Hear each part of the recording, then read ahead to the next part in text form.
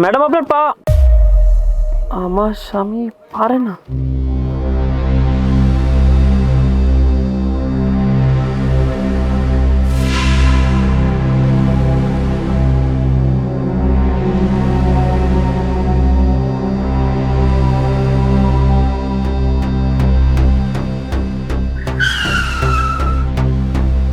এই তো আমার অফিস, আমি নেমে গেলাম, তুমি সাবধানে যেও। আচ্ছা ঠিক আছে, তুমি সাবধানে যাও, আমি সামনে নেমে যাবো।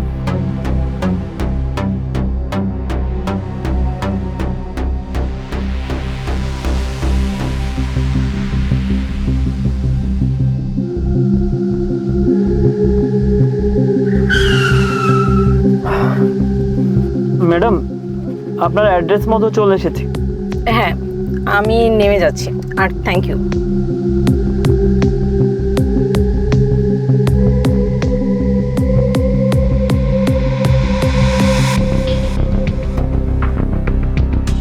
তা ম্যাডাম আপনি পায়ে যা লিখেছেন তা কি সত্যি? হ্যাঁ, আমি যা বলেছি একদমই সত্যি। আমার হাজবেন্ড কিছু করতেই পারে না। আরে ম্যাডাম কোনো সমস্যা নেই, আমি গাড়ি চালানোর পাশাপাশি সব ধরনের সার্ভিস দিয়ে থাকি।